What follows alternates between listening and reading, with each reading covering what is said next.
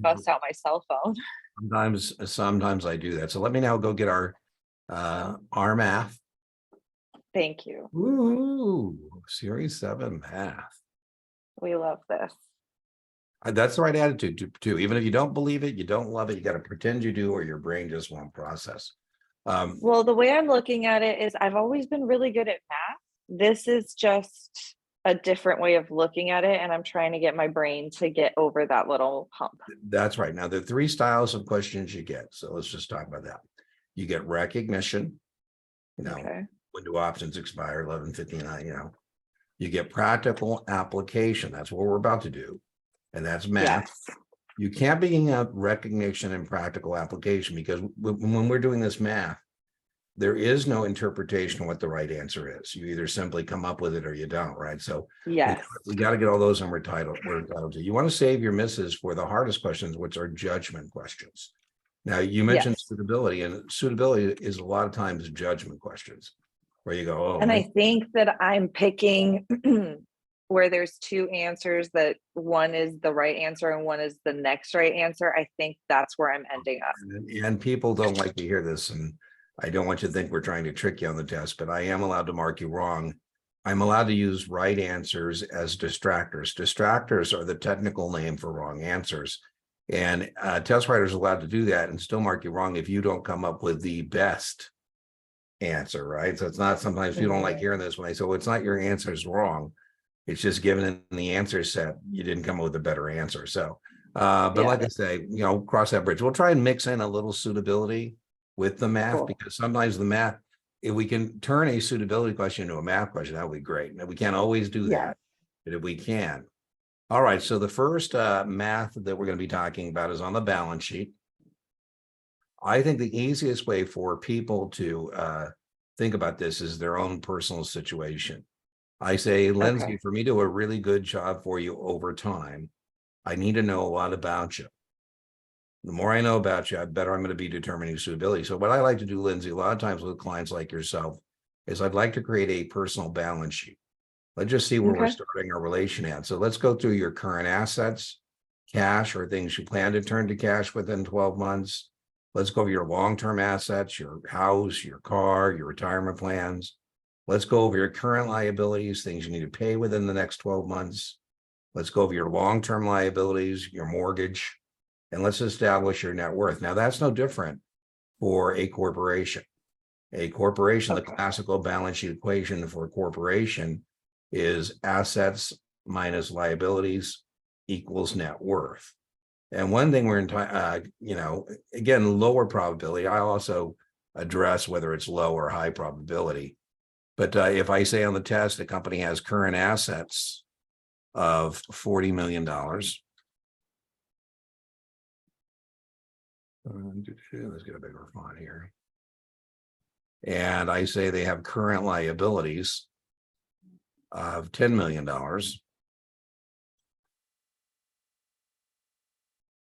What is their working capital? You would say be 30 million. Bring it on. Now, be careful on some of this math too, where test takers get hung up, is I can just ask you to recognize the formula. I could say current assets minus current liabilities best describes which of the following. And then you would have to pick out of that lineup working capital. So they could make this a recognition question, or they could say the following best describes working capital. Now, I'm wishing for you on your next attempt a dream draw. Everybody shows up, right? And you go, man, I don't know what the big deal is. Every once in a while, you get a face of death draw. You're like, oh my God. And that was number 1. I had, I think, 12 margin questions. Oh man, that is outrageous. Now, the other thing I would tell you about those faces death draws, we want to be able to take down any draw. And part of that is over learning. Now, on a bad draw, they might even ask you the effect of corporate actions on the math. Your point about margin questions.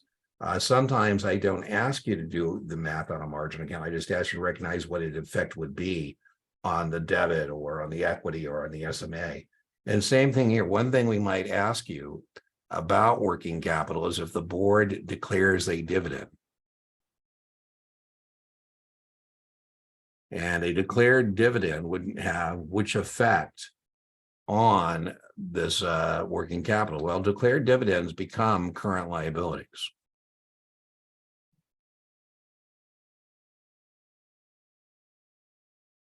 So, for example, if I say a company declares $200,000 worth of dividends, this would go to 10 million too, right? If the company declares.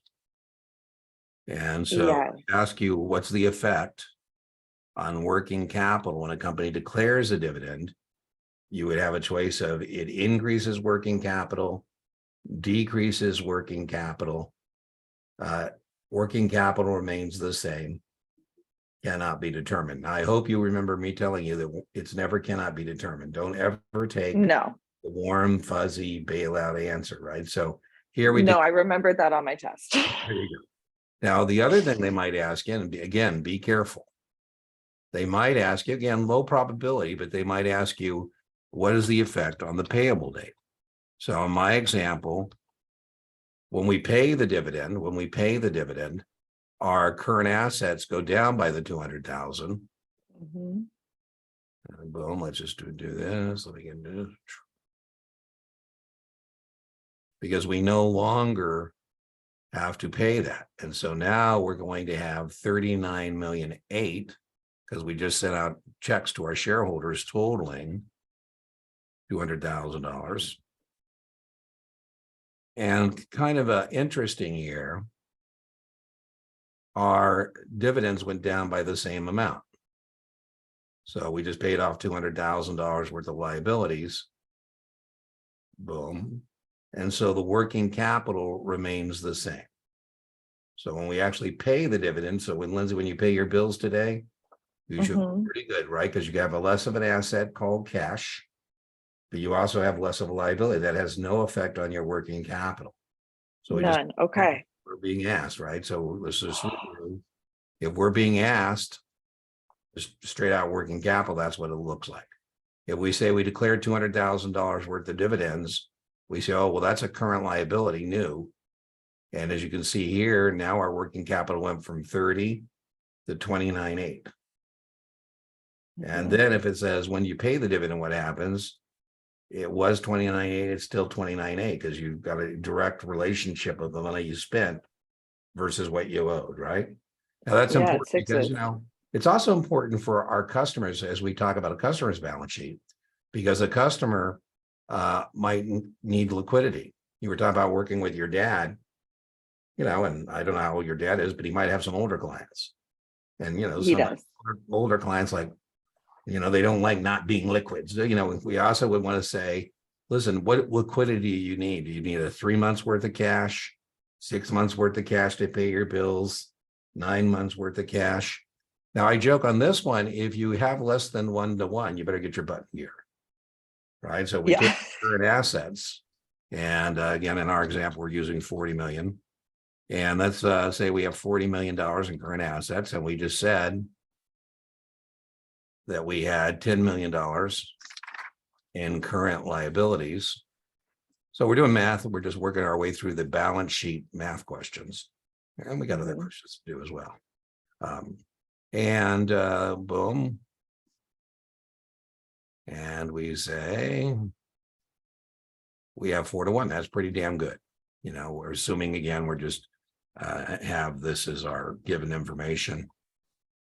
Ratio always means division. So I would also tell you, in any math that we do, if you can't decide what to do, divide. And if you can't decide what to divide, take the first number and divide it by the second number. 4-to-1 is pretty damn good. Lots of liquidity in this particular corporation.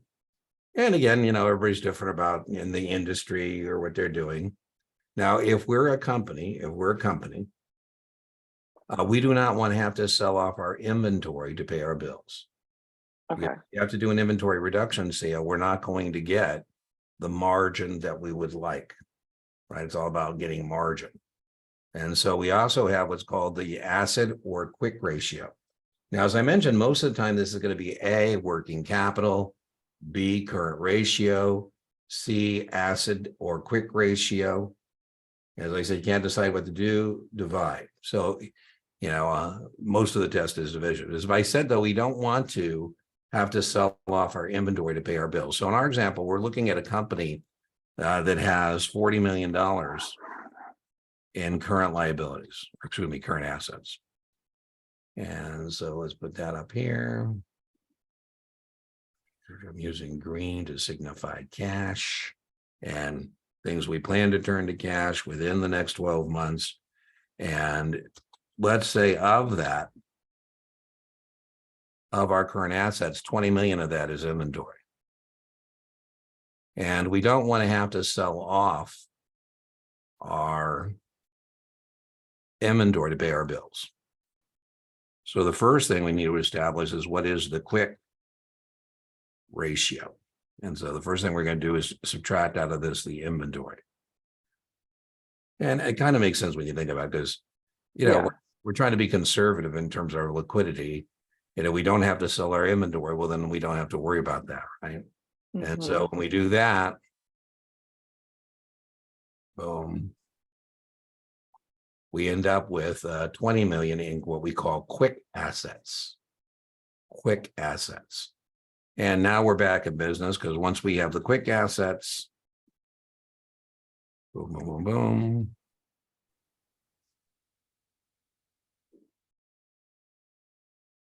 We can now do this ratio. And we do this now, we take our 20 million in quick assets.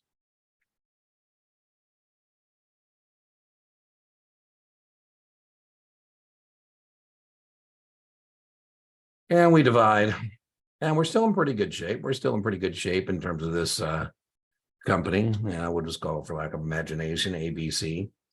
And now again, we divide by the 10. And that has to do again with liquidity. And so here, my friends are very sophisticated. I had been kind of bitching that I wasn't very liquid because, I had to, pay my taxes. I was going to suck it up. And my friends started picking up my bar tabs, and I thought, what the heck is going on? And finally, I said, what is going on? They said, well, Dean, you're suffering, and that you've had some financial difficulties. I go, listen, no. I'm still fine. I could take care of my liquidity crisis very easily by turning a long-term asset into a short-term asset. I just don't want to do it.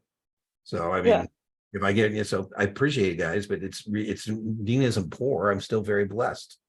I just don't want to have to liquidate something to, pay the IRS. I'm trying to suck it up, get them paid, and, back in business I am, right? Yes.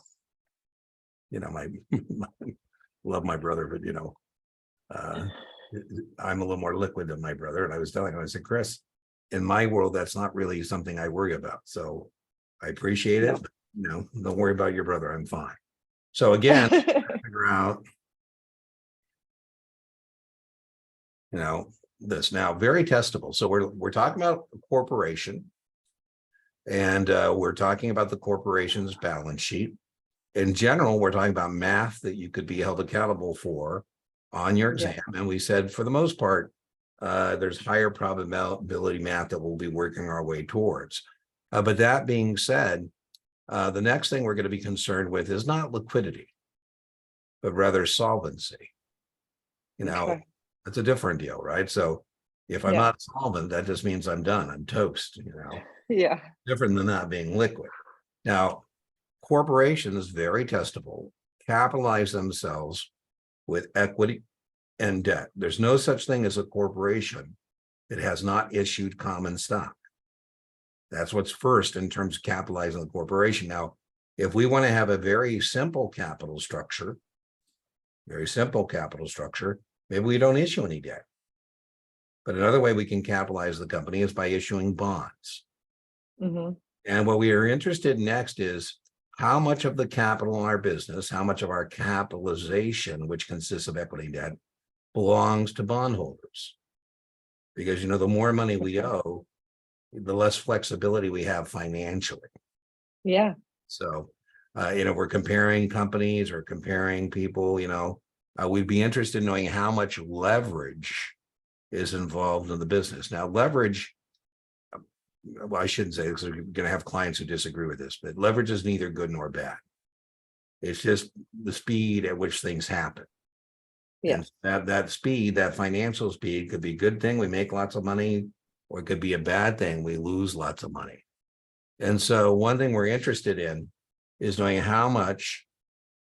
Now, there's people who disagree with debt to equity. I have this slide calling debt to equity, and it really should be debt to capital. And I get all kinds of accountants who sometimes will say, "Oh, I saw that you got a debt to total capital." Like, hey, listen, I'm just trying to reflect what people tell me they see on the test, and they have Yeah. told me that they get this debt to total capital is the only thing that works, even though it's being referred to as debt to equity.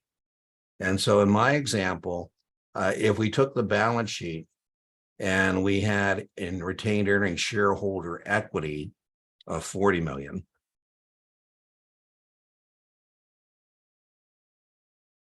That's the net worth of the company. Mhm. And let's say we also, so like we said, we have capitalization consists of two things, equity and debt. Let's put that in green.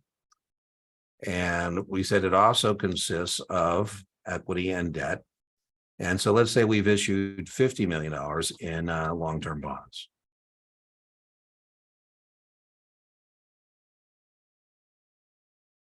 And so you would tell me on the exam that this company has $90 million in total capital. Now, by the way, we would want to know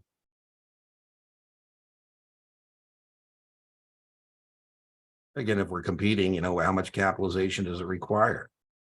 You told me that, you bought your Kaplan stuff. Kaplan is a subsidiary of the Washington Post. Oh, is it really? Yeah. Well, what they sold the Post to Bezos, so now it's called Graham Holdings. So, but the Graham family sold the Post. But anyways, in the space that Kaplan operates in, it has way more capital than does, Past Perfect or STC or Training Consults or AD Banker. More money than Dean the Series 7 Guru, right? And so sometimes, one of the senior persons at Kaplan said, Dean, we've been watching your channel there, and we see you're doing these little evening things, and are you planning on someday becoming a competitor? I said, oh God, no. I said, do I want to have? Listen, no, I'm just playing around, doing my thing, and anyways, they said, well, Yes. we want to perhaps hire you as a social media influencer. I go, oh my God, who would have ever thought that? And That's awesome. yeah, well, anyways, they're talking legal, and anyways, they say they can't pay an individual, and so they have to pay an entity. And I said, well, I said, this guy's name is Doug. I said, well, Doug, one of the clues the Dean isn't coming after you at any point is because it says Guru Exam Prep LLC. If I had visions of grandeur, you would be getting a C Corp being set up. They could issue stock and bonds and watch out world. Here comes Guru Exam Prep Inc. That would be a sign that I have a bigger vision than I presently have. Now, what we're going to do here is take what we owe, bond money. That's our debt. And we want to see how much of this money belongs to our bondholders. I would be the first to admit that, if your Toys R Us and you are trying to compete with Walmart and Amazon in selling toys, I would be the first to say, I get it, man, that's tough. But it doesn't help that they borrowed billions and billions of dollars. So if you own billions and billions of dollars, that means you got to sell way, way more toys. And so we find out here that 55 cents of our capital, every dollar in capital running the business, belongs to shareholders. And again, some companies have leveraged balance sheets, some companies do not. Depends on the industry, how much capital is required. I was just reading where Ford just borrowed, and with a joint venture partner, $9 billion to build back 3 battery factories. I'm like, gee whiz. I'm sorry, what? Ford borrowed $9 billion from our government to build car batteries. and they're going to build 3 factories. And I'm like, oh my goodness. Now it makes sense that the Ford family doesn't want to issue equity because then they get massively diluted, right? So they would like to borrow money, but there's lots of leverage involved in the business. By the way, Ford is a historic company. I have not talking how to go with the Ford family. However, that being said, their credit quality is less than investment grade. But since they're getting this from the government, they're going to be able to borrow this money a lot cheaper. Yeah, Yes. and hopefully they'll be able to pay back the borrowed funds, hopefully. But on their balance sheet, right, that's going to show up. I think that it's a 50-50 joint venture. So $4.5 billion of that's going to show up on their balance sheet, right? And again, then we would compare that to GM's debt, Tesla's debt, people who are operating in that space to make decisions about what we want to do. Now, I'm not going to go into book value because we're talking about the things you're going to see on the test and have to deal with. And these are low probability, but you would see book value perhaps as an answer set. And so you're not going to have to do the math here, but you should have a general understanding of book value. So if I ask you on the test, the theoretical liquidation value of a business can best be defined as, and you would say A, book value. Okay. If I say on the exam, which of the following is an arbitrary value used to set up the books, you'd say par value. And Lindsay, it would be very important to know that par value for preferred stocks is $100. Yes, I'm good with that one. Bonds is 1,000, unless stated otherwise. Exactly right. And then common stock, I wouldn't worry about it at all, but common stock par value is $1. Now, if I on the test say a supply-demand relationship in the secondary market, and you'd say market value, right? That's the market cap. The number of shares outstanding times the current market price. And that gives us what's called market cap. Now we have mega cap stocks, where we take their market value times the number of shares outstanding, and it's $1 trillion plus. I'm like, whoa. Yes, that's NASDAQ large cap, correct? Right. Yeah. Well, not necessarily. Large cap would be not necessarily trillion. I think there's 4 companies: Alphabet, I think Amazon, Apple. I think Facebook used to be, but anyways, no, that's the indexes are a different deal on the test. I'm not going to make you calculate that. Now, are you going on to a 66 or a 63? Yes, the 66, and I'm bummed that I didn't pass my test because I was signed up for your 66 class this past week. Oh man, I'm sorry I missed you. But what I was going to say is, learn it once, get tested twice. So I told you these balance sheet calculations on the Series 7 are lower probability, but on the 66, you're going to get them for sure. So, there's some overlap. All right, this one is very, very testable, very high probability. So we said the ones we were doing thus far were kind of low probability. This one is very, very high probability. And we use this to make comparisons between companies. And I might say on the test, a company has a current market value of 48. CMP means current market value, current market price. And I say the company has earnings per share of $4. I'm just making that up. And once again, I said, if you have to decide what to do and you can't decide what to do, divide. And if you can't decide what to divide, take the first number and divide it by a second number. Here, our PE ratio is 12. So what that means in plain English is it's going to take us 12 years to get back in earnings what we just paid for the stock. So price divided by earnings, PE ratio, very, very testable. Of the math we've done thus far, this is, there'll be more. I know you're excited. I'm gonna say, hey, this is testable. But that is very, very testable. Yeah, I've seen it. Yeah, you've seen. Yeah, so companies are this one, and then the dividend payout. That's our next one. Here we go. Right. So companies are like individuals, Lindsay, and they have a life stage. And we wouldn't expect a corporation early in its life stage to be paying dividends. We would expect that a company that's early in its life stage, a growth stock, for example, would pay very, very little in dividends and use most of its earnings retain them to build the business. You know, the only two ways you're going to make money in an investment is income stream and or price appreciation. Now, if it's a mature, stable corporation, then we would have the expectation that that business is generating more capital than it needs. And they might choose to distribute the excess capital to its shareholders. For example, until Steve Jobs died, Apple never paid a dividend. Apple would keep everything as retained earnings. And, you know, Steve Jobs would say, you know, I had some near-death business experience where we nearly went bankrupt, and I'll be damned if I'm ever going to have ever again a liquidity crisis. And people would say, do you really need $500 billion in current assets to come up with the iPhone 16?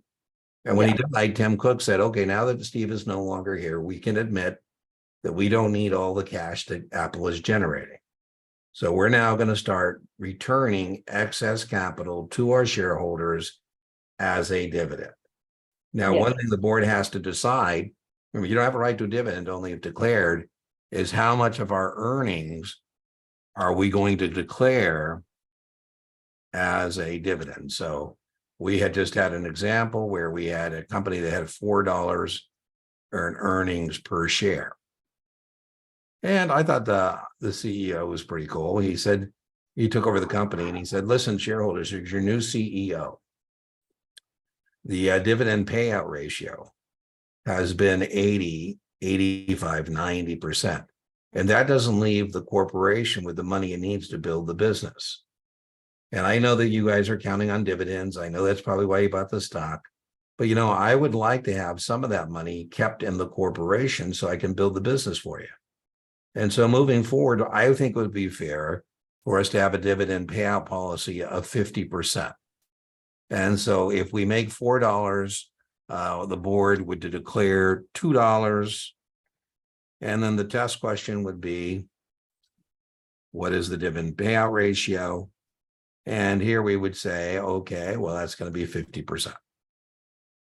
And again, we associate dividends with mature, stable businesses, utility companies, you know, boring.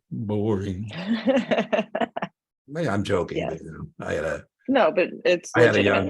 had a young lady in my life, and I said, listen, that other guy has nothing but upside. He's a huge opportunity in terms of human capital. If he gets out of jail, gets that drug thing beat, nothing but upside. I said, zero growth. There's no growth in me. I am who I am. I pay dividends. If dividends is your thing, I said, so, you know, you have selection risk. And she got so mad. She goes, that's the problem with you. Everything's an investment. I go, well, you know, it is. So, hey, you know what? I am grateful for this. Yeah. So, you know, it was funny. I said, well, she goes, wouldn't you want me to come get you out of jail? I said, I don't know why I would be in jail, but, you know, if I was, that part, I think I would call my attorney. I don't think you wouldn't call me. I go, what are you going to do? You know, going to say, hey, Jim, come get me. Now, this is a guaranteed yes question.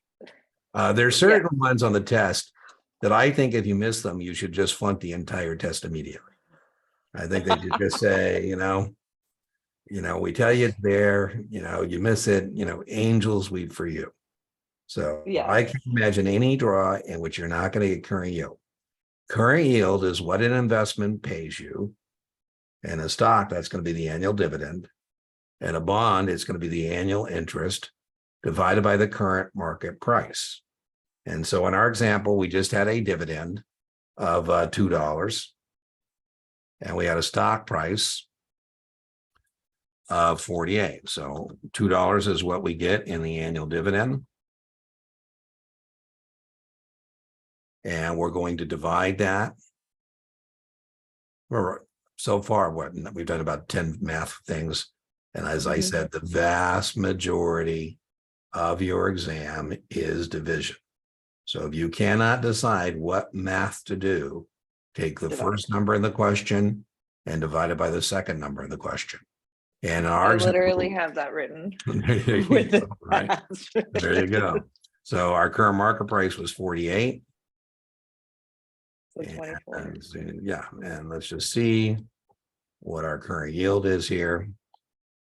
And some people, by the way, I'm challenged arithmetically. So if anybody offers me a calculator, I'm going to say thank you very much. Right. Yes. There's no sense missing questions because of a calculator questions. If you're trying to do it in your head. So, by the way, I would even say in your margin question, it sounds like that first draw you had was a face of death draw. I get Yes. 4.1%, 4.2%. Not bad. Well, Yeah. and there are investors who, are investing, they need current yield. Mhm. They need to have stocks that, pay dividends. Yeah. I joke, everybody does different. One time we were just talking about Ford. One time Ford paid out a 10-cent special dividend. I'm like, really? And they said things were going extraordinarily well. I'm demented. I don't believe that for a minute. I think the Ford family needed some money. And so they declared the dividend. Everybody gets the 10 cents. Everybody gets the 10 cents. But I did the math, and that was a $300 million distribution to the Ford family. So, Wow. so in some companies, we need some money. We're going to declare a dividend, right? If Bezos needs some money, we'll have Amazon declare a dividend. So here our current yield is 4.2%. I can't imagine any draw where you're not going to have to do that. So that's been so far our most likely math we're going to do on the test. Okay. Current yield on preferred stock, same deal. Yeah. Same deal. Now remember, you're not using par in either preferred stock or the bond to get current yield. You're using whatever the current market price is. So let's say the current market price is on the preferred stock. Well, let's start with it's a 6% preferred stock.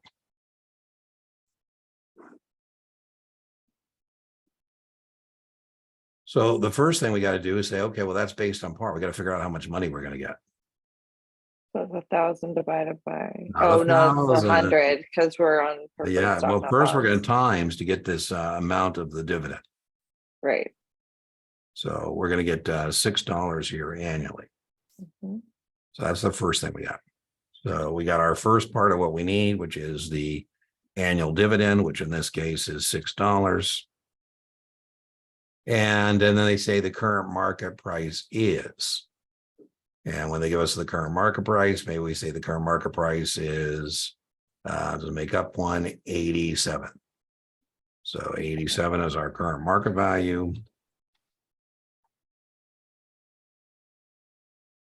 CMP means current market price. This is our annual dividend.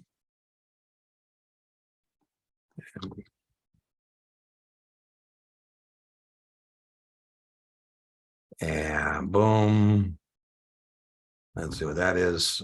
$6 divided by, now you mentioned suitability. Mhm. And, one thing when I ask people why they're investing, 6.9, 6.8, rounding will never be the difference on the test between the right answer. So you can kind of shop your answer set looking for the one that most closely approximates your LED display. Mhm. And that's going to be our current yield. So if somebody's interested in current yield, the investment vehicle, one investment vehicle we might consider would be a preferred stock. Mhm.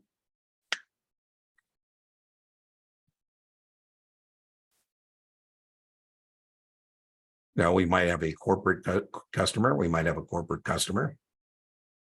And, a dividend of one corporation paid to another corporation is 50% tax excludable. In the 2010 financial crisis, Brian Moynihan, CEO of Bank of America, received a cold call. If I cold call Brian Moynihan, it's very unlikely he's picking up the phone. But the cold call was from Warren Buffett. And his receptionist said, hey, there's this guy Buffett on the phone. He goes, you mean Buffett?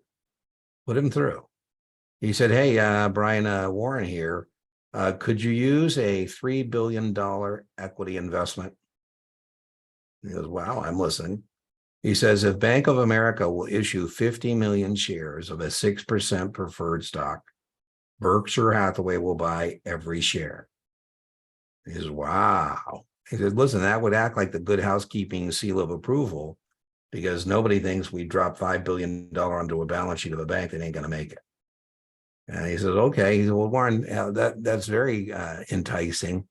However, we'd like to be able to refinance and call that away from you at some point. How about we make it callable in 5 years at 105? And he says, okay, done. So 2015, you can call it away from Berkshire Hathaway. So, 6% on $5 billion is $300 million. So that's going to be paid quarterly to Berkshire Hathaway, 75 million every quarter. And there's an example of an investor who's interested in income. And one way to get income is from stocks that pay dividends. By the way, Mr. Buffett also buys common stocks, but he didn't buy Apple until Apple started paying dividends.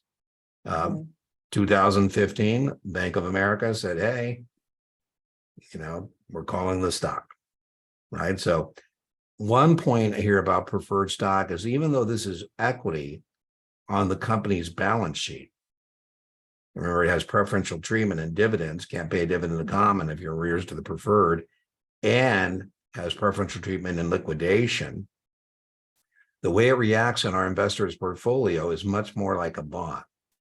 Yeah. It's like a bond, it is a fixed income investment vehicle. So you have call risk, you have interest rate risk, right? All the risks associated with a bond, except for credit risk. Of course, missing the dividend would be, problematic. Okay, so that's current yield on preferred stock. The last one is current yield on a bond. Same deal. We say it's an 8% bond. And you need to know that 8% is based on par. So you need to take 1,000, which is par, times it by 8% to figure out that this is $80 in annual interest. And you should know that $80 will be paid in 2 semi-annual installments. And so that's what we need. Ooh, looks like Dean almost made a mistake there. I was just about to ask you about that. Yeah, we'll pay it. Yeah, we're kind of making it up as we go. So, working without a net, so to speak, right? So, yes, sir. I'm recording this for you, Lindsay, and I will also you. send you a copy of the deck so you can have a copy of the slides we're using. By the way, what you might want to do, just as an exercise, I mean, if you still want to practice, don't rehearse, is maybe when I send you the deck, just print it out blank, because it'll be blank when I send it to you. Ooh, and then you can go through your video, hit pause, like right now, you fill it out. You can't do it yet because I got to give you the other thing, the current market price, but then you can figure out, if you got it right. Okay, so let's say the current market price of the bond is 90. And remember what that means. That means 90% of par. Yes. And so then we say, okay, so now I'm back in business. I have what the investment pays me. That's what I think of current yield is, what Dean thinks is untestable. But I think of current yield as what an investment pays me divided by what it costs me. Right. So I'm getting $80 in annual interest. And if I bought this bond, I would get $80 and it would cost me 90% of par. Par's 1,000. And so that would be 900. And so that's the current market price of the bond. So 8.8. Oh, did you do it already? I haven't done it yet. So I'll just check. I trust you, but let's just make sure we don't have ones that aren't done right in terms of our working models that we're. Yeah. All right. So 8.8. P.S. Different question for you. 80 divided by 900. You are indeed correct. What's happened to interest rates since this bond was issued? What has happened to interest rates since this bond was issued?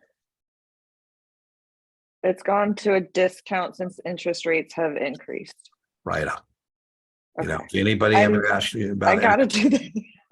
yeah, well, no, the teeter-totters work. You know, listen, I have a lot of bond geeks who really don't like the teeter. They go, Dean, a teeter-totter seesaw is such a misrepresentation of what bonds really do because, you know, it's not a linear relationship like that. And I said, well, listen, I'm a big fan of the teeter-totter seesaw because it turns what would otherwise be judgment questions into aim and shoot, point and click questions. Anytime I can do Yeah. that, I'm a big fan. So, yeah. Yeah. As I mentioned, Lindsay, if anybody ever asks you about economics or finance or investments, and you want to sound smart, you should say it has a lot to do with interest rates. And if people say, what about them? You say they fluctuate. They say, is that good news or bad news? You say, well, it depends. Can you tell me more? You say, well, I own some bonds. I go, oh, well, you know, if interest rates go up, the bonds in your portfolio are going to go down. All right. So we said you're going to have to do current yield at some point. The other thing that you are going to have to do is parity calculations. Parity means, Yeah. and you can't be fumbling around with calculating parity on convertible stocks, or for that matter, convertible bonds. And so the first thing that you got to know is you can't do a parity calculation unless you actually have the conversion ratio. Sometimes that is given information, in which case you say, hey, thank you very much. Sometimes that is not given information. And so if it's not given information, then what you're going to have to do, oh, excuse me, is you're going to have to reset it to par to figure out that. So let's say on the test, I told you, I think my channel is safe for home and work. I was teaching a class and I had said, you know, if they give you the conversion price, you got to go bastards. I need conversion ratio. Oh my goodness, I got a call from this company's HR. Did you say that? I said, yeah, I said that. What can I tell you? You know, oh well. So I try and I was raised, keep it my clean. father has been a broker since 1983. He's a man after my own heart. He's comes from Yes. my era. Yes. So I was raised with a lot of yelling, a lot of cursing. It's just our way of expressing love. It is. He's not yelling, he's speaking. It's just the volume of his voice happens to be loud. That's exactly right. You know, and then, you know, and we get over it. So Yes. I've had to have discussions with brokers in the office and say, one of my brokers, Larry, I said, now, Larry, I know that you think the person you just yelled at is over it, but they're really not. And so, No. you know, you probably should think about apologizing because that is a support person and she can really make your life either go really smoothly or not so smoothly, you know, because he was complaining, goes, you know, Patrick makes as many mistakes as I do. And, you know, it's never a problem. I go, well, you know, because he's a nice guy. So when he makes a mistake behind the scenes, people are cleaning up after. When you make a mistake, they kind of go, yeah, I could fix it, but yeah, let him figure it out. Right. So if you were nicer, maybe people would, you know, be doing that. So our first thing here for the test, very important for us. Very important. So we said we've got two high risk ones we've discussed thus far. Current yield, parity. These are two that I just can't imagine even on your next attempt, you're not going to encounter. And what's really key for us as a test taker is the minute we get this conversion price, we have to establish the conversion ratio. Yeah. That is based on par. So what we're going to do is we're going to take par, which is 1,000. A bigger font. And we're going to divide by the conversion price. And that's our conversion price. And when we get that, we're back in business because once we do that, we establish that our conversion ratio is 25 shares. And so there's a couple of intermediate steps that we might need. Now, this is important because what this means is anytime you want, you can turn this into the issuer and they will give you 25 shares of the common. And at the end, they're going to say, Lindsay, what do you want? Do you want your $1,000 back? Or do you want 25 shares of our common? You know, and that's why I had a lot of suitability on Yeah, what what would you you do. do? Yeah, exactly. Yeah. And so sometimes that's why the math becomes important and testable, because we need to know what the number is, right? Mhm. So let's say right now, when this was issued, the common was 38.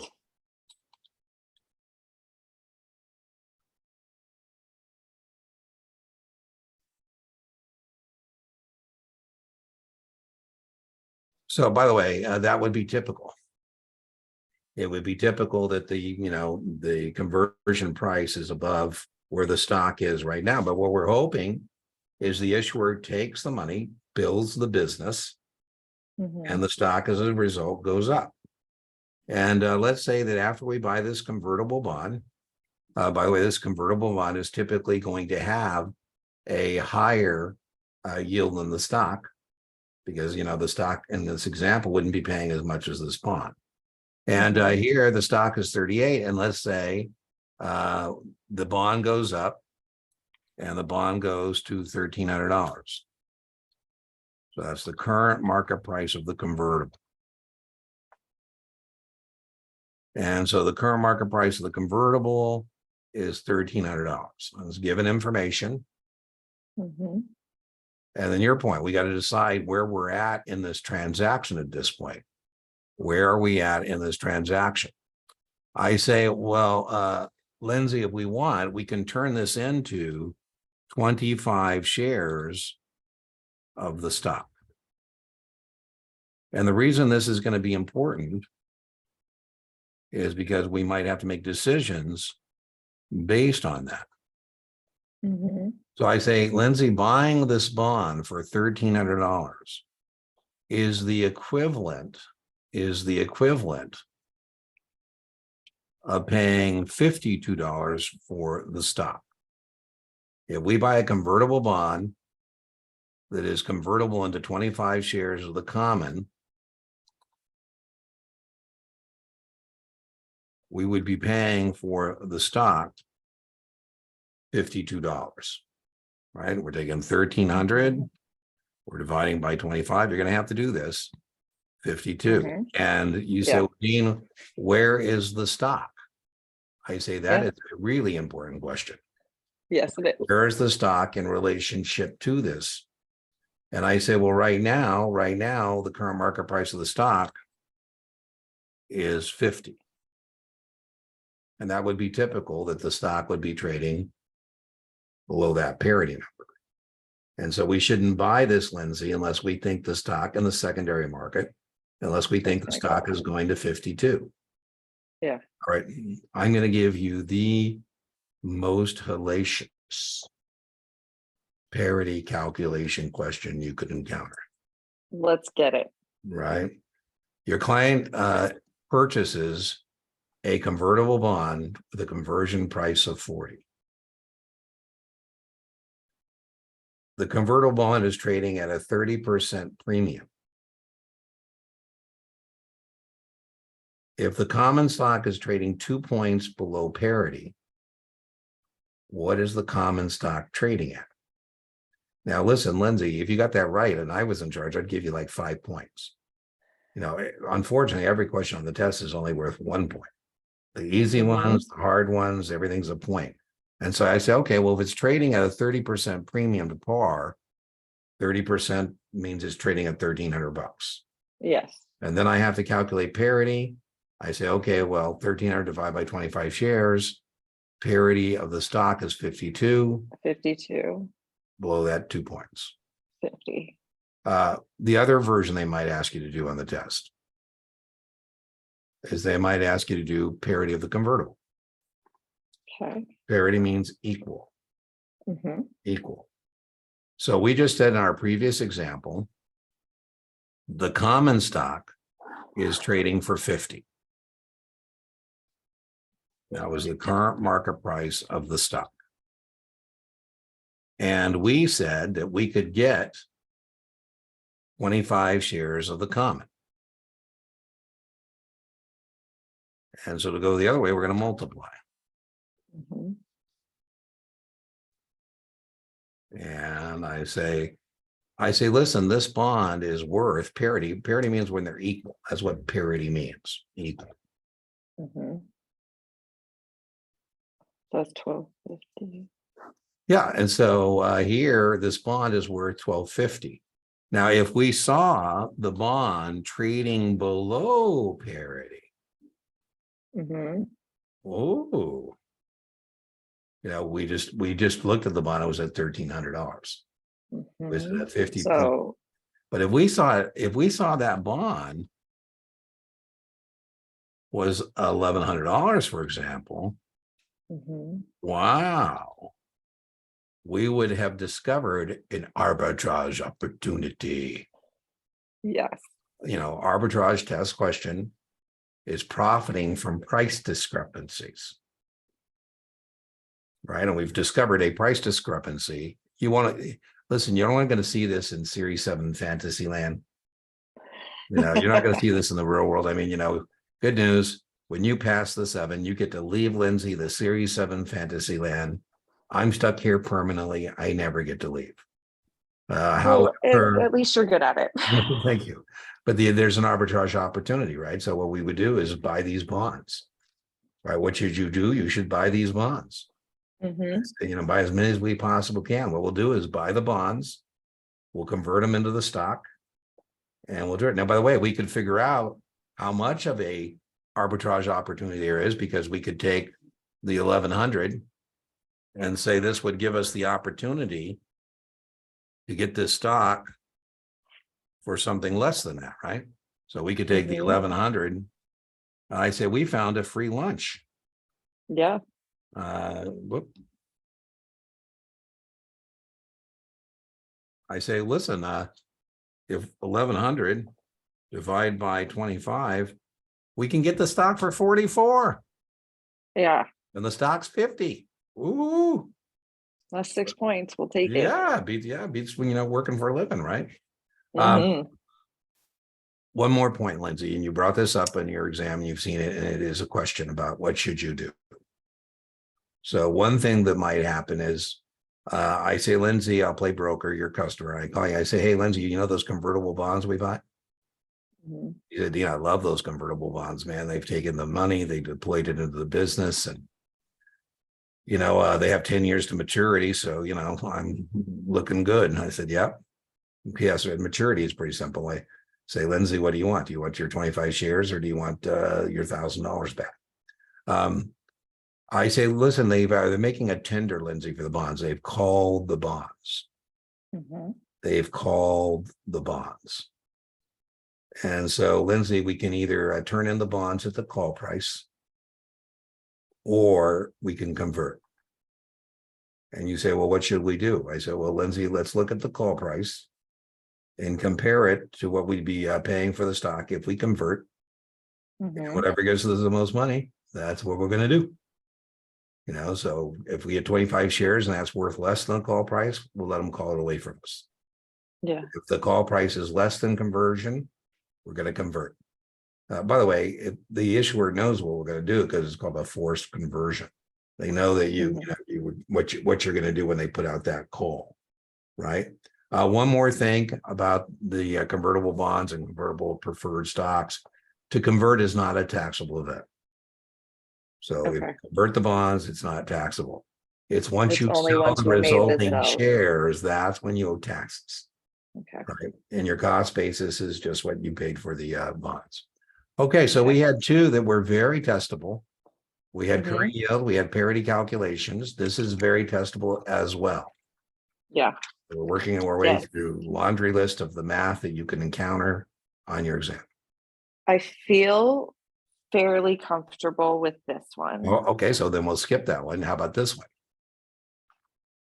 Yeah, both of them I feel fairly comfortable. So the only thing, when you're going from a muni to corporate, it's divide, but when you're going from corporate to muni, it's multiply. Absolutely. Okay. By the way, the minute on the test they say something like this is the pivot. The minute they give you somebody's tax bracket, this is coming. Yeah. The minute they say on the test, your customer's in a 58 or 38% tax rate. Okay. So now the Yeah. next thing you're looking for is they giving you the taxable yield, your point, because Mhm. now you know you're going to multiply. Or are they giving you the tax-free yield in which you know you're going to divide? So again, very testable. So just by way of review, we have said we are on a little run here with lots of high probability current yield, parity, and now this, and you said you're comfortable, so skip that. Yeah. And here's our next math. Again, same thing. We don't want to burn up your tutoring on things you're comfortable with. So just tell me if you're comfortable with it. Our next one is when given the sales charge, can we determine the percentage? And the reason this is so important, Lindsay, is because the maximum sales charge we can charge in a mutual fund is Isn't it 5%? 8.5%. Damn it. That's all right. 8. Oh, damn it. I don't know why the 5% markup just Listen, popped yeah, in my head. that's all right. I know what you got to do. I'm going to tell you right now. It's good news. You need it. That's the 5% markup policy. Yeah. Right? The 5% markup policy that does not apply to new issues. No. It only applies to the secondary market. That 5% is not a rule, it's a policy. Yes. Now, the difference between a rule and a policy is a rule is for the blind obedience of fools. A policy is for the guidance of wise men and women. Right. So what that means is we can charge somebody more than 5%, but we better have a good reason. And there are good Yes. reasons and bad reasons. Like, how about you're the last trade of the broker month and I got to make it up on someone? Yeah, no. No. How about you're particularly difficult to the customer, so for you up 200% on the commission schedule? Yeah, no. No, right? So you want to buy a foreign security in a foreign market. So that's why you have that 5%. For mutual funds test question, it's 8.5%. And I 8.5 love in our mutual business fund. that we call that in our business a full service fund. You're charging somebody 8.5%. You got to give them a lot of love. Yeah. I'm charging 8.5%. Things vary from fund to fund as stipulated in the prospectus. And so the way we're going to do this, because if we do this math, this is why this math is important. And we come up with 8.5%, it's got to be a closed-end fund. It can't be an open-end fund. If we do the math and it comes up, it's like 15%. It's got to be a closed-end fund trading in the secondary market, right? So let's say that I tell you a mutual fund has an NAV of $9.15. A mutual fund is required to calculate the NAV how often? Daily. Right on, once per business day, right? And you're always doing business based on the next calculation. Yeah. What's that called? Forward pricing. This idea that we're Thank you. Yes. So let's say the public offering price Mhm. is $10. And so I ask you, what is the percentage sales charge? So what we do is we got to first get the sales charge. And the way we do that is we take the pop, we minus the NAV, and now we have the sales charge, which in this case is 85 cents. And now we take the 85 cents and we divide. We always divide. And I joke, I'd be doing you a favor to cover every key on your calculator key except the divide key. The vast majority of the math is division. And now we divide that by our public offering price. And I say the percentage sales charge here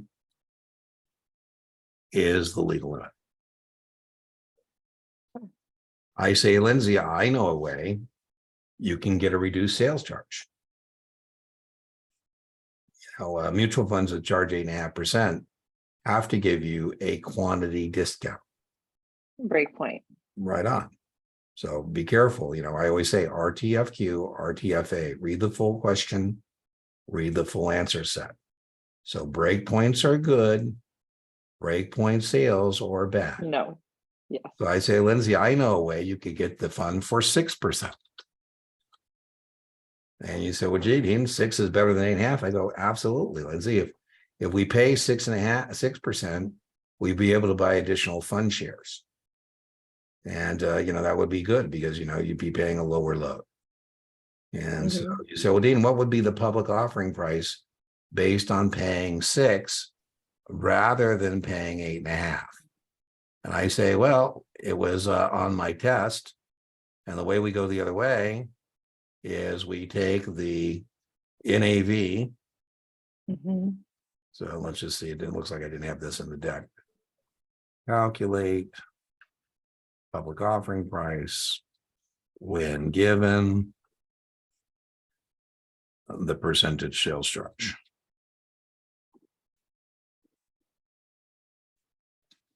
And so again, what we're going to do this, because I say, hey, you got the 6% sales charge, is I'm going to take the NAV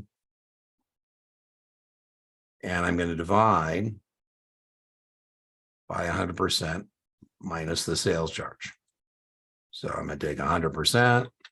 I say now only 6 cents of every dollar is going to pay the load.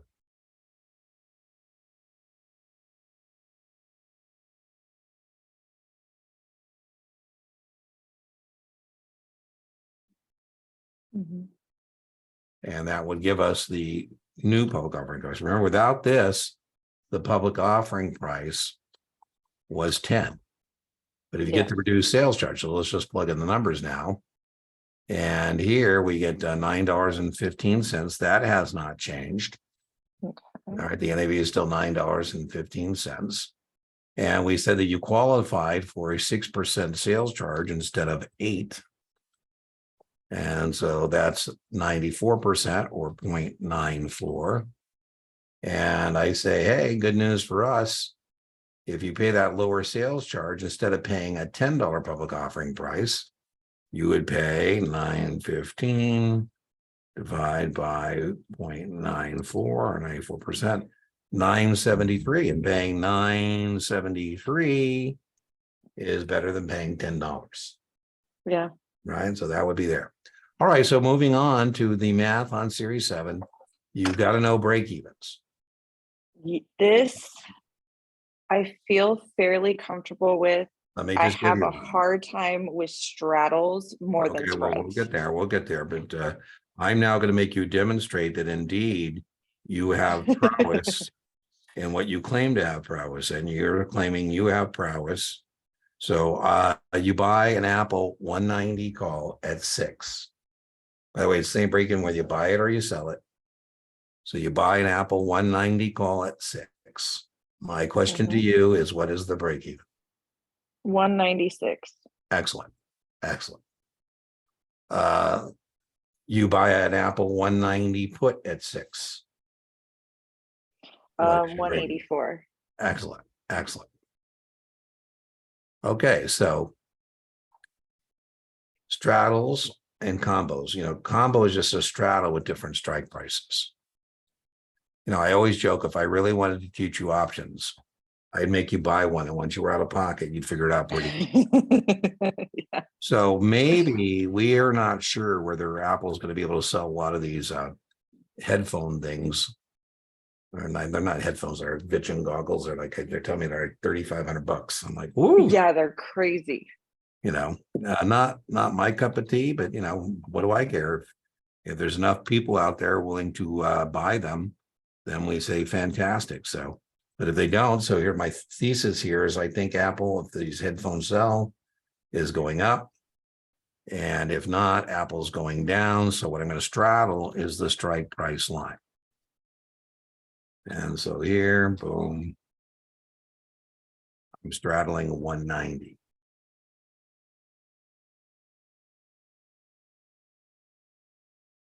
And so here we're doing the math on the Series 7. I think it's totally reasonable to ask you the break-evens of a straddle or combo. Now, we do have a memory aid device. Our memory aid device is call up, put down. Call up, put down. Okay, so the way we're going to do this, in my example, we have our Apple is 190. Now, if I had just bought the call, if I just bought the call, my break even be 196. But now I got to cover, instead of 6 points out of pocket, I got to cover 12 points out of pocket. And so my break even is going to be 202. Call up, Okay. put down. Right. And if Mhm. I just had a put, it'd be 190 minus 6. I got a built-in mistake here. I got a built-in mistake because, these both can't work in the same universe. I'm hoping that one leg, not testable, one leg comes through for me big time. Now, again, I told you I'm arithmetically challenged, so I'm going to use my calculator. Yes. No, I don't want to give up stuff just because I can't do arithmetic. No. 178.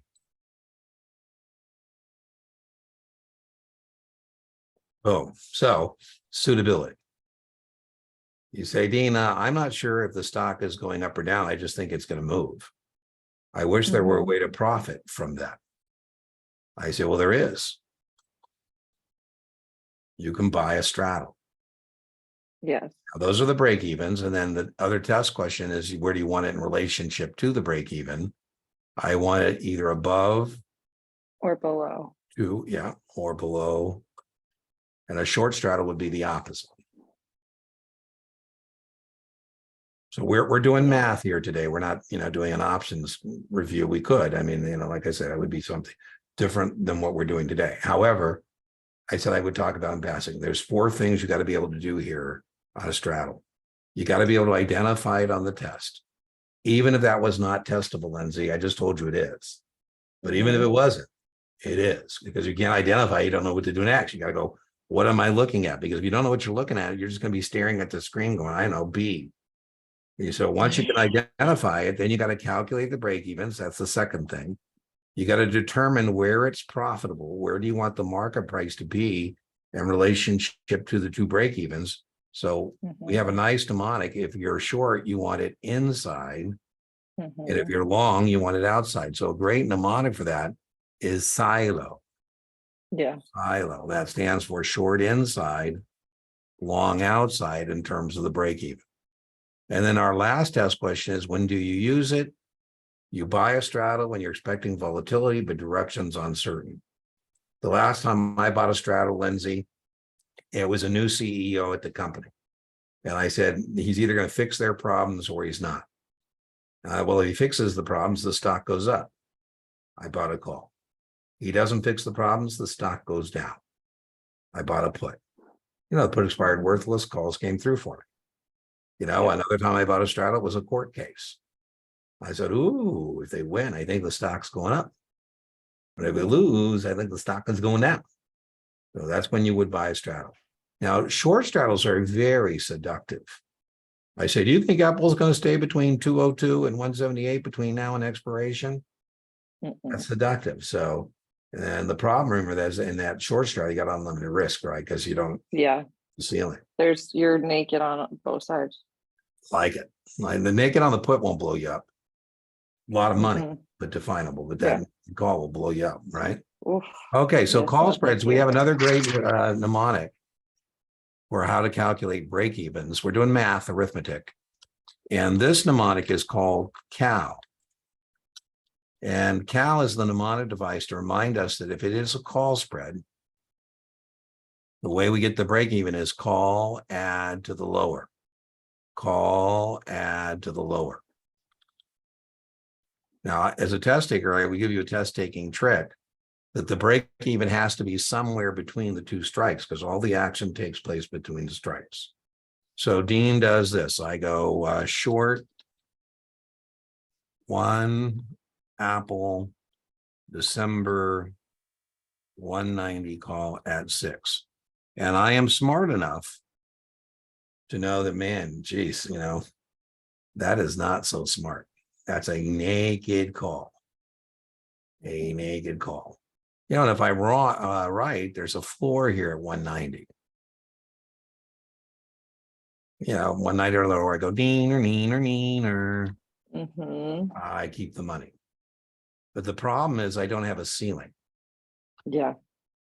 Options are about floors and ceilings. So you say, you know what I think I'll do just in case this thing blows up on me? I think I'll put in a ceiling. I think I'll go long. I'm going to offset my obligation to sell Yeah. with a choice to buy. I'm going to go long one Apple, December 195 call at 2.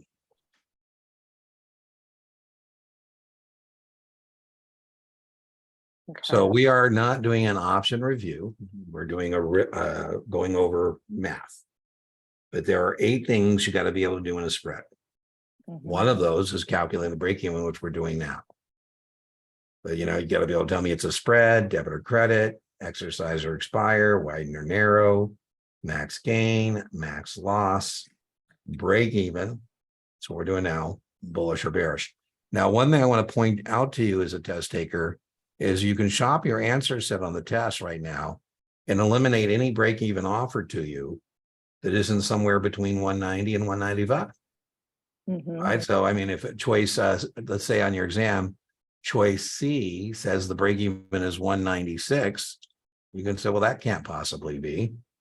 Yeah. And if choice B says it's 188, you say, well, that can't possibly be. It's got to be some number that's between there. So that alone can get you 50-50. Now, Cal is to remind us that what we're going to do is we're going to take the lower strike.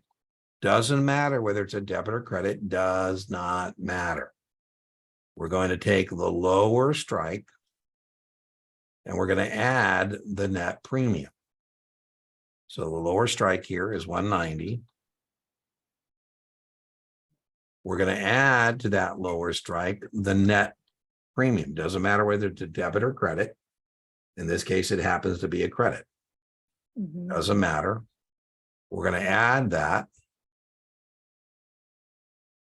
Whoop. Come on, Dave.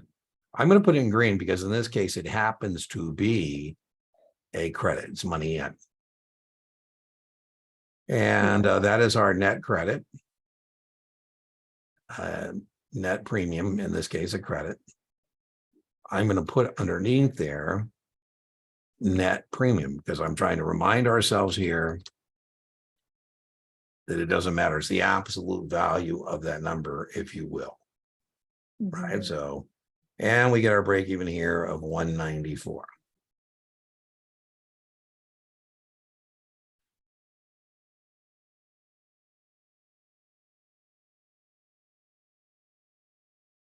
This is bearish.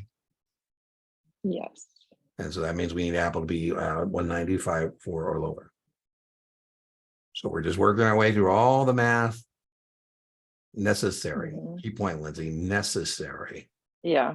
To pass the test. Sometimes people say, well, you didn't cover this one. I go, well, I didn't say all the math on the 7. I said all the math necessary, not all the math, but the important math. All right. So we have call spreads. What's the other kind of spread we have? Put spreads. Wait, call spreads and put spreads. Yeah. Right on. So we have another great mnemonic device, memory aid, to help us remember how to do this one. And the mnemonic, our memory aid device here is push. Push is a memory aid device to help us remember how we're going to go about doing break evens in puts. And this mnemonic device is to remind us in a put spread, put subtract from the higher. Put subtract from the higher. So let's say I go long one Apple December 195 put at 13. Again, we're not doing an options lecture. We're doing an arithmetic lecture. But if that's what I do, I think Apple's going down. Right. And I need 13 points of downward volatility to break even. The conversation I'm having with you is not testable. What's decibel is when I implement the spread, I'm about to leg into a spread. The spread is long and short, the same type of contract. And I think, you know what? I think Apple's going down, but I don't think it's going much past 175. So I think what I'm going to do is sell the 175s to help me pay for the 195s. If I can do that, I would lower my out-of-pocket cost. And by lowering my out-of-pocket cost, lower the amount of volatility I need to break even. So, now I only need Apple to go down 6 points instead of 13 points. Yeah, it's easier for Apple to go down, 6 than it is for it to go down 13. No, but again, we're not doing an optional cycle, we're doing the break even. Now, as we said, right out of the gate, test taking trick. We can eliminate any break even offered to us that is not somewhere between 175 and 195. Right? And subtract from the higher. So we're going to take 195, the higher strike, and we're going to subtract. Yeah, the net premium. Again, doesn't matter where it's a debit or credit. It's a put spread. Doesn't matter where it's a debit or credit. We're going to subtract 6, and we get our break even of 189. By the way, and it's easier for Apple to go to 189 than it is to go 195 minus 13. So let's now just label this stuff. We took the higher strike here. Higher strike.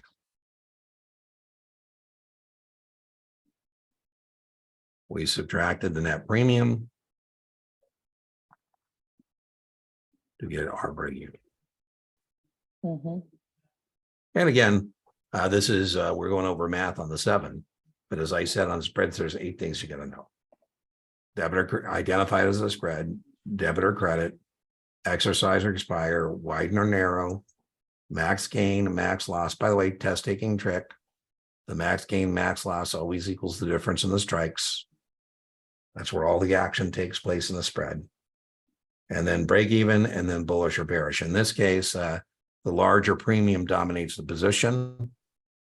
It'll always be the higher strike put. And the reason that's important is because we need to know where we want this in relationship to the break even. Okay. Now, all of this in regards to the option stuff, like I feel really good about most of it. So it's like for this one, I know fantastic. Bullish, debit, widen, exercise. Yeah, no, this one was not. Whoa. This one was not bullish. This was bearish. Right. The larger premium dominates. The larger premium dominates. So that makes it automatically bearish, which turns it to credit. By the way, that's a common mistake. It's a common mistake. I have a lecture I made. I wish it were more popular. It's not. But when I try to make things where people are normally confused, and there are so many people that think credit means bearish and debit means bullish, and that's not true. No, that's money in. I have a when lecture, you sell something, you get money in. Yeah, I have a whole lecture on debit, bearish transactions. I have a whole lecture on credit, bullish transactions, right? So, but that's a common. By the way, I don't worry when somebody's messes up in a way everybody messes up. I get nervous when people are messing up in some way I've never seen before. I go, wow, I've never seen that one before, I'll take the one that everybody does. Yeah. Okay, so now spend a tiny bit of time on max gain and max loss. On these spreads? Yes, please. Absolutely. I feel like when I'm sitting here watching the videos, I'm good, and then all of a sudden it's like it's the one piece of information. You know how every time you go to the grocery store, you buy the same thing, and you're like, wait, I have 10 of these at home? Yeah, I got it. Yes, so let's do it. By the way, we can do anything you want. You are test question long the tutoring session. You did an opening purchase. You have a choice, but not an obligation. I did the opening sale. I am short the tutoring session.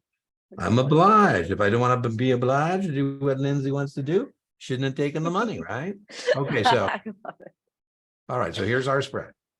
Okay. So we said the first thing we got to be able to do is identify it. So Is this a straddle? Is this a combo? Is this a butterfly? Is it a flamingo? Is it It's a, a combo because it's it's not a different combo. strike. No, No. no.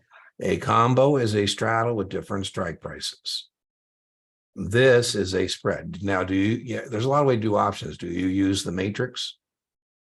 Yes. So, right, a combo would look like this. Diagonal. Yeah, well, yeah, on your matrix, this would be a long straddle, a long straddle, or long combo. This would be a short straddle, short combo, right? And spread means difference. So spread, we have two. We have call spreads, and you're spreading the difference in the premiums, right? And we have put Mhm. spreads. So this is a put spread. This is a put spread, long and short, the same type of contract. Okay. Combo would be long, two different type of contracts, or short, two different types. By the way, the vocabulary, the nomenclature is not really testable, but you can get bogged down. So, what I mean Yeah. by that is in terms of identification. The first thing is this is a spread, right? This is a spread because we're long and short. Yes. The next thing you should be able to do in a spread, I told you there's 8 things. We've done one of the 8. We just identified it as a spread. The next thing we want to be able to do is identify whether it's a debit or a credit spread. Now, the way we do that is we net the premiums. Yeah. So that 13 is money out. So let's put that there. Boom. Boom. And that 7 is money in. So we're going to net those premiums. And so our next test question is this a debit or a credit spread? It's a debit.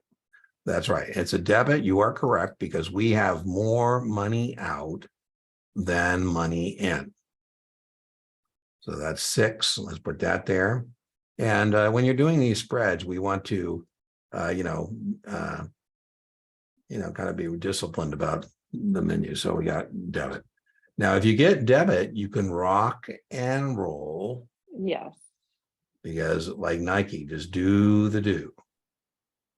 So if you pay money, you want to exercise. Now, I warn you, do the thinking after you get the menu done. Right? Yes. Don't be thinking about this until you get the menu done. So here, once you get the menu, you say, okay, well, these contracts got exercised. I would be buying the Apple at 175. And I'd be selling at 195. That sounds bueno. I mean, I say, hey, Deanie here, Lindsay, you know that put spread you just got exercised. Somebody just put it to you at 175. You go, oh man. I go, whoa, whoa, whoa, whoa. But you stuck it to the next person at 195. So that's pretty cool. There's kind of a point. There's 20 points here to be made or lost. I mean, that's the whole point of a spread. All right. So we definitely would be happy if the contracts were exercised. Now, Wait, the I next think thing, it just clicked for me. Holy, well, that like it happens. was. Yeah. So that means if I'm at a 6 debit, then I need 14 points. to make your max gain. That's indeed right. Right. Oh, So the way I've been saying that to you is that all the action takes place between the strikes. I mean, that's the yes. point here, right? There's a difference here. 20. So is that my max loss would be the net premium? Yeah, what you paid. Always, always, Okay. always, right? So let's just put that there. You're absolutely right. That's going to be on our menu.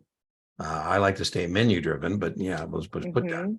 By the way, that's key because that's true of any option position that you're looking at. In any option position you're looking at, the worst case, you lose your money. By the way, Lindsay, that's why this spread is kind of wonderful.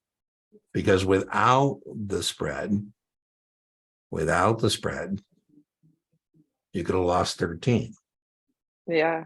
But you've lowered your out-of-pocket cost. And by lowering your out-of-pocket cost, you've lowered your risk from 13 to six. 6. Now, by the way, you're still Yeah. a loser, but Yeah. less of a loser, right? Hey, you know what? That's more money in my pocket, less money out. There you go. Okay, so now widen or exercise is the hardest part to get. We don't need to get it because that goes together all the time. And what I mean by it's the hardest part to get, what we mean by that is the difference in the premiums. We need the difference in the premiums to get larger to get it. So if I could call you and say, hey, we're able to close it out for a net of 9, you would make 3. If you paid 6, we can close it for 9, you make 3. If we paid 6, we can close it out for 10, you made 4. So we need that number to get larger. Now you have the max loss already, and test taking trick. The max gain and the max loss always equals the difference in the strikes. So again, as a test taker, we can go down to the answer set and we can eliminate any offer made to us that doesn't add up to 20, because that's the whole point of a spread. The whole point of the spread is you're saying you want to play between 175 and 195, and then you don't want to play no more.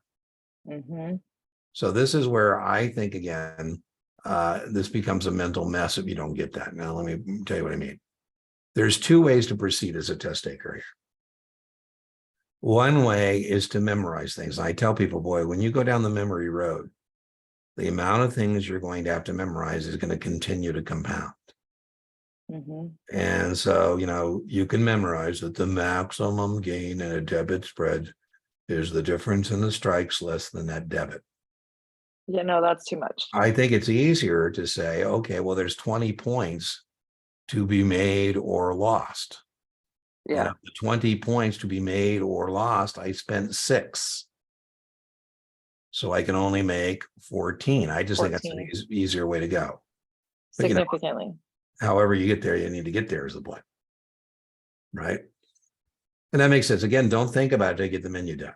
And then you can think about it and say, okay, if somebody sticks it to me at 175, I'm the put E at 175.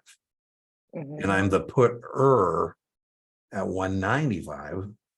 That's bueno. I make 20, I spent 6, I made 14. By the way, I think the young lady, she goes, we were talking about puts, she goes, that's the most unchristian thing I've ever heard of.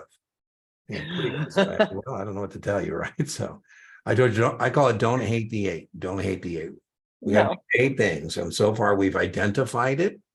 We've determined debit or credit, exercise or expire, widen or narrow, max gain, max loss. Last 2 things we have to be able to do is break even and bullish or bearish. And remember how we do break even? And a put spread doesn't matter. By the way, subtract from the higher, again, add to the lower. That's right. It doesn't matter what's a debit or credit, whatever that net premium is, right? So our net premium here is 190, our higher strike is 195 minus 6, and we get 189 as our break even.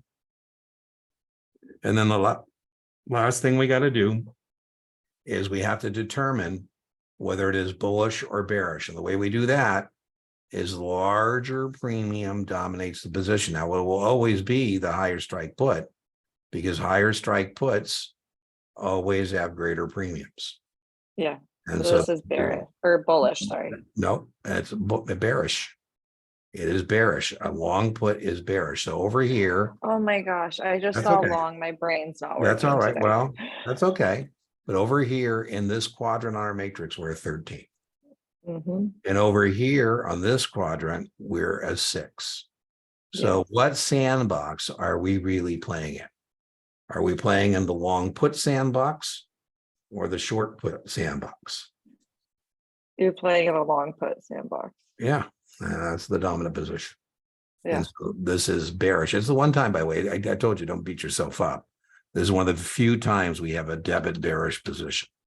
Debit puts. Well, here's the deal: is I'd rather get this stuff wrong with you. Oh, absolutely, absolutely. I told you, I don't know if we're ever going back to live classes, but when we were doing live class, I would every once in a while have an aggressive learner, which I like. They sit right in the front row, and they miss questions all day long, and they miss them throughout the 4-day class. And one time I was teaching the class, and the person that wasn't that person came up and goes, and I'm really worried about that person. I go, well, I'm not. They're getting all that out of their system now. Yeah. This is the time to, try and articulate it and, mess it up. And then what we used to do is we do on the last afternoon, we do a practice final. And then I never heard from this guy the whole week. And then he scored. He goes, I won't tell you what he said, but I said, welcome. I haven't heard from you all week until just now. And it was because you did poorly on a practice test. I mean, that's good news. We found out you don't know it.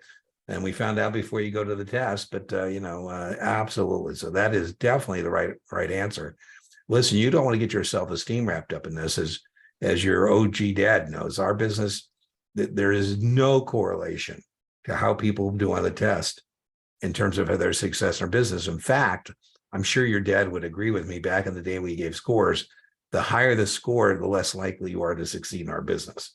He got a 70. I used to not tease people. I used to tease people who work for me. If they got over 90, I'd say, Lindsay, I think I should just fire you now. I mean, you got a 92 on a 7. How am I supposed to supervise you if you're smarter than me? You're always going to be one step ahead. I think I should get rid of you now.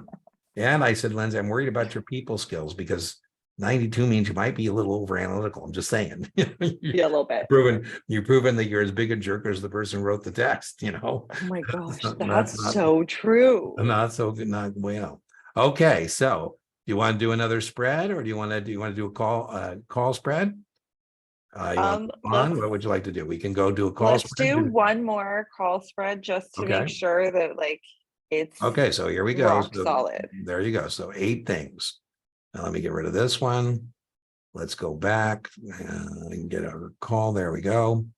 And let's put a call spread up here. Now remember, identification: long and short, the same type of contract. And the reason that's important, again, is because if we don't identify it, we don't know what we're supposed to be doing in terms of analysis. If it's a straddle or combo, identify it, calculate break-evens, determine where it's profitable, when do we use it. So straddle combo, 4 things. If we identify a spread, 8 things. Identification, it's a spread, debit or credit, exercise or expire, widen or narrow, max gain, max loss, break even, bullish or bearish. All right, so here we go.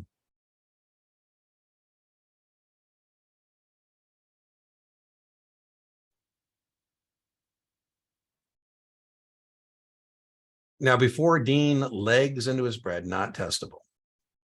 Before Dean legs into a spread, this is just stupid. This is stupid again, because I have 11 points of reward. Unlimited risk. Yeah, and this is why somebody who would do this, I always say, Lindsay, don't be a dumb bear. No. This is like picking up nickels in front of bulldozers. This is not a very good risk reward ratio.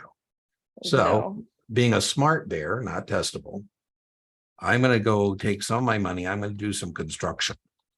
Yes. And I'm going to put in a ceiling at 195.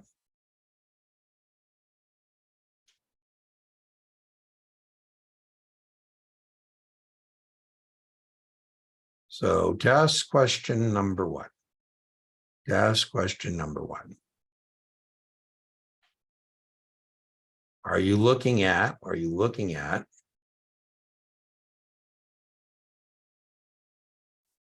a straddle, a combo, a flamingo, a bear call spread?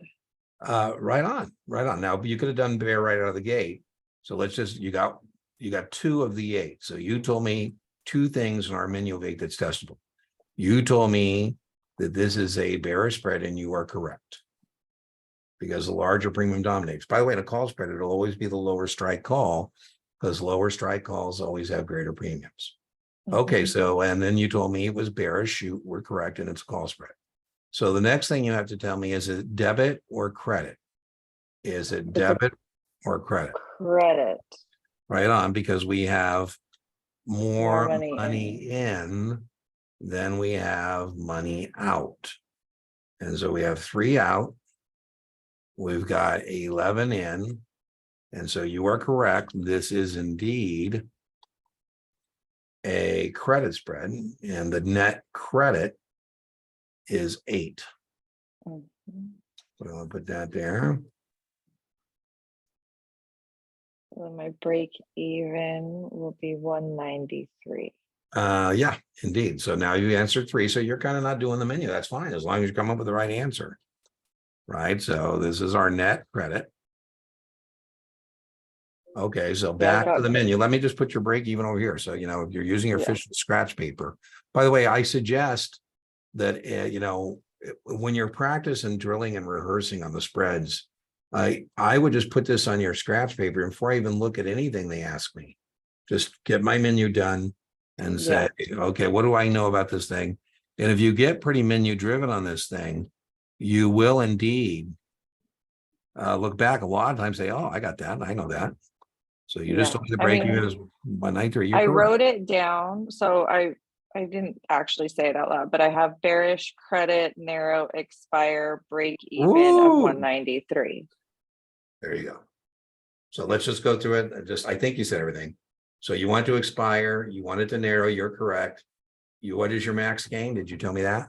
I didn't do the max gain and the max loss Okay, yet. well, So okay, so remember, the max gain, max loss always equals. the difference between the strikes. So there is 10 points to be made or lost. And we've taken in 8. So my max loss is 2. Excellent. All right, boom. By the way, this is a hell of a spread because, it's not real. I made it up. No. Um, But we'll take it. Yeah, all Gladly. right. You can make 8 and lose 2. That, remember, before we could make 11 and lose everything. So this is a much better risk reward. Okay, so did you tell me?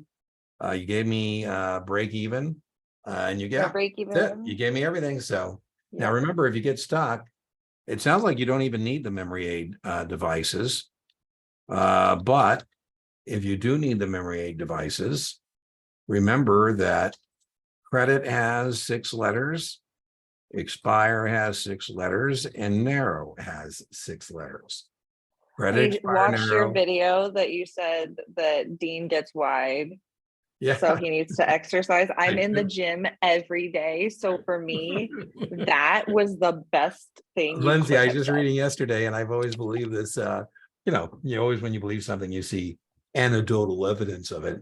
It was about, and I say that as well in the lecture. I think that in some cultures, this is a sign of wealth and prosperity. Yes. Not our culture, but in No. in an article the other day, they said that in particularly impoverished nations, people that are heavier get loan approvals. They get they look like Yeah. they're living Well, large. in ancient times, your wealth was determined based on how big your wife was because you had enough money to feed her. How our culture is different. No. All right. Okay, so we did a review of that. So back to the trenches, so to speak. Yes. So we have a break even and covered call. How do you feel about that? This is the one time and the one time only. It is not call up. So Yes. we buy 100 shares of Apple at 191 per share. Right. And so you should know, by the way, when it comes to stock plus options, you should definitely know that I'm either going to write a call or I'm going to buy a put. Yes. Right. So I'm either going to be interested in generating additional income. So I say, Lindsay, hard to believe. This sounds pretty bueno. Somebody will pay you hundreds of dollars in advance to agree to sell Apple at a higher price than you just paid. You just paid 191. Somebody will give you several $100,000 or several $100 in premium to agree to sell high stock you just bought low. There's going to be 3 sources of profit here. One source of profit, Lindsay, is from what we paid for the stock to the strike. That's one source of profit. Another source of profit is the premium we're going to collect. And another source of profit is we get any dividends along the way. So what I'm going to recommend to you is a buy right. also known as a covered call. Let's write or sell one Apple December 195 call at 6. Oh, by the way, we don't want to do that. 195.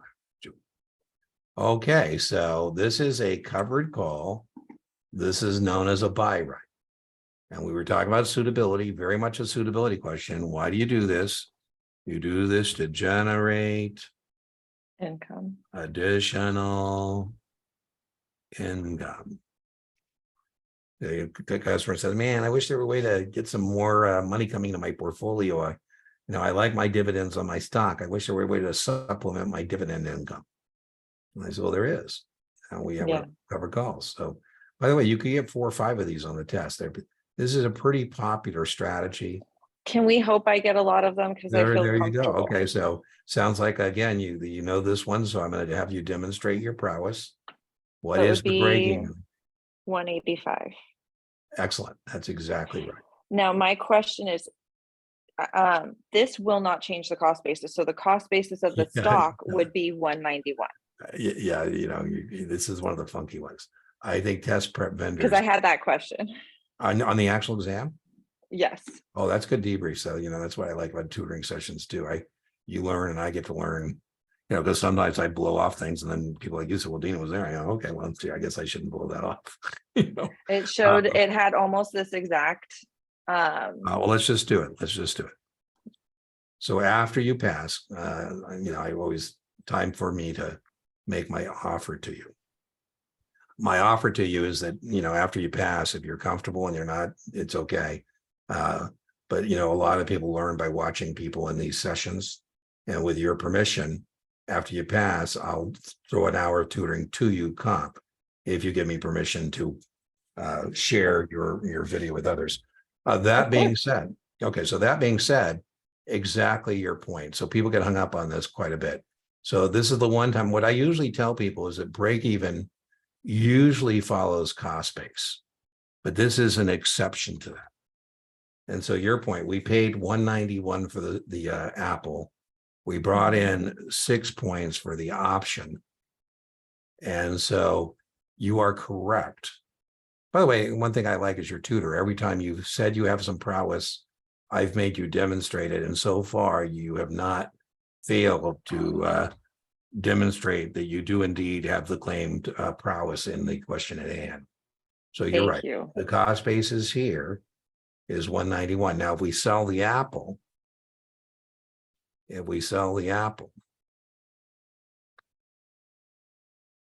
and then your point, this is the one time that this doesn't necessarily follow break even. And so now let me just get this here. I want to get the right font size. Come on, Dean. And so this is going to call, we're going to call this the sales proceeds. And so your point on the exam, if I ask you, by the way, I told you covered calls are popular. You just told me you got this exact question. I'm not surprised because I tell people you could easily get 4 or 5 of these. Now, some people like to do this instead. I would just, whatever your mechanics are. And what some people like to do is just subtotal. I just like people to be very careful when they're introducing numbers that aren't part of the question. What I mean by that is just be careful when you're netting this. Those all came from the question. And now I'm about to introduce 2 numbers that did not come from this question. What I'm doing is subtotaling. And again, we're going to call this the cost basis. And we're going to call this the sales proceeds. And excellent. By the way, you got the break even correct. Now be careful too, the max gain, however you get there. There's a couple ways to do max gain. And the max gain is the same thing. You just net these columns. And tell me the max gain here. Whoop, it doesn't help if Dean can't do arithmetic. 195 plus 6 is not 195. That is 201, is that correct? And by the way, that's how it would be expressed in the test, right? It would be expressed as sales proceeds of 201. Okay. Now, I like to say to my customer here, Lindsay, that, this is a winning strategy as long as Apple isn't above 201. Mm-hmm. Because past 201, we shouldn't have written the call. So, the disadvantage of this is you don't participate past this strike. We put in that ceiling, right? So if you don't have that call there, Apple goes to 250 or 300, you're still participating. Yeah. Right, excellent. That was excellent. Okay, so Thank you. let's look at our next one. How about this one? You feel good about that one? I feel pretty good. Okay, so protective put, right? It's going to be, let me just tell you, buy Apple at 191, Mhm. buy an Apple 190, put at 3. You buy Apple 191, you buy an Apple 190, put at 3. What is the break even? 194. Right on. Good job. Excellent. Excellent. So one time it's not put down. So it looks like you're pretty good at distinguishing whether it's the speculative strategy or whether it's one of these stock plus options. Excellent. Why do we do it? We do it to protect the stock position. It's a hedge. That's right. It's a hedge. So anytime you hear protection, you're going to buy. Anytime you hear income, you're going to sell. Okay. So we're doing math. Today is math. It is. And now we're on to margin accounts. This, I need a little bit of. Okay, so let's just open up margin count. Let's say I tell you on the test that a margin count, these are called ledger entries, and this is called the classical margin equation. The classical margin equation is long market value minus debit balance, debit register, what you owe the brokerage firm, equals equity. That's our classical margin equation. And so I tell you that this is what the account looks like. And let's get this here. And so this account has $20,000 in equity. Now be careful what you're being asked. And on the test, I don't ask you what is maintenance. If I asked you what maintenance was, you would take 25% of 40 and you tell me 10. That's not the question. The question is how far down the stock could go before there would be a problem. And I said, oh, that was on my Series 7. The way we do that is we take what you owe the brokerage firm and we divide. We always divide. We divide by 0.75. I say, Lindsay, if this stock goes below 26,666, sign of the devil. You're going to have a maintenance call. Right. So this is called test question market value at maintenance. So if I do a mark on this account at 24, there's going to be a problem. Okay. That's market value at maintenance. And the way we did that is we took the debit register, what you owe the brokerage firm. And again, be careful what you're being asked, right? If I asked you what maintenance is, that's different questions. Testable is 25%. But that's is it the long and the short have different percentages, correct? Oh, so the short is 30% and the long is 25. That's right. That's right. Okay. And here's our next one.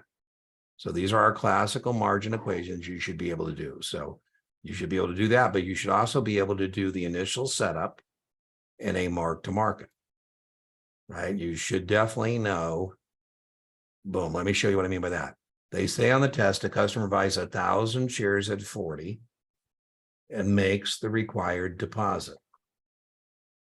1,000 shares at 40 makes the required deposit. You got to be able to set that account up because once you do the setup, the reason the classical margin equation is so important is because then you have to do what's called a mark to market. Right. And they say the stock goes to 50. And then you got to do what's called a mark to market and tell me now it looks like now. Yeah, I had like 5 or 6 of these on my initial. You said you Yeah, I had like 12 total, and then that's 5 great. or 6 were just this. That's crazy, crazy, crazy.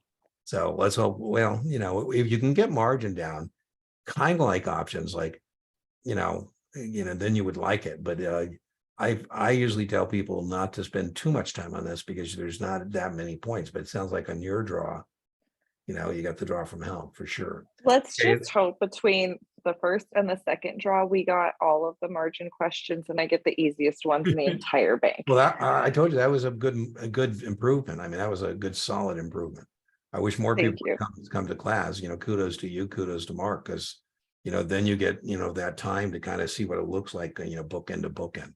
Okay, you definitely. Well, you and Mark are very different, so I'm just grateful that I've gotten both of you. I think we're considered. We're usually, if there's a major company that wants to buy private classes, usually Mark and I are the persons that Kaplan will have do that. Yeah, go big or go home. I want both of you. Yeah, and then, I love his golf stories, and he's like Deanie, he's got some good stories as well. Okay, so the other thing you need is the classical margin equation. So I say on the test, you sell short 1,000 shares of Zoom at $60 per share. So there's a locate requirement. I mean by that, you can't sell short unless I can borrow that stock. I say, Lindsley, let me call stock loan and see if we have a customer who has signed the loan consent form, which is optional, and says you can borrow that stock. Now, where most people get hung up on the short account is to not be able to do the setup. I said, we're going to get $60,000 from selling the borrowed stock. But remember, Reg T says you have to put in half to that's 50%. right. So you're going to have to come up with 30,000. That is your Reg T requirement. So now we can set this account up. And the classical short account formula is $90,000 credit register minus short market value. Now, what you owe is still the second ledger line here, but it's not money, it's stock. And you owe stock presently valued at $60,000. That's short market value. And that equals the equity. So you should know the classical short equation long and the classical short equation short. And so this account has $30,000 in equity today. And as I said, every day is a new day. Now, you should also know that this is very, very foolish. Daniel Drew, legendary Wall Street speculator, said those that sell what isn't hisn must eventually buy it back or go to prison. So at some point, you got to buy back the borrowed stock. So you should know there's 2 risk mitigation strategies here you might want to do. The 2 risk mitigation strategies I would recommend to you is to either buy a call or enter a buy stop order to protect us.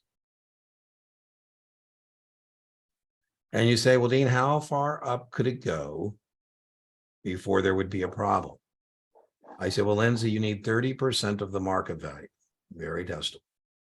And you say, Dean, I didn't ask you what is maintenance in my short account. I asked you how far up my account could go before there would be a problem. And I said, well, I had that question too.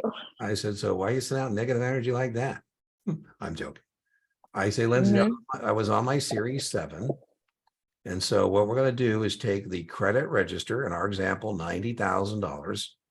We're trying to figure out how far up could Zoom go before we would have a problem. Now, remember, house requirements can always be more stringent than what we're discussing. They just can't be more lenient. And so in our example, we take 90,000, we divide by 1.3, and we come up with $69,230.77. And remember what that is? That is market value at maintenance. So it's 69,000. So the reason that's very helpful, is I know that if I do a market $70 a share, there's going to be a maintenance call due promptly. Yeah. So that's why I that's, think that the part that I always forgot, because I did all of the steps, it was adding together the total and the reg yeah, T I and told then you, moving from there. it's a common mistake. So you got to know the classical stage, you got to know the setup. So as we said, that's where most people blow it, right? They don't get the setup.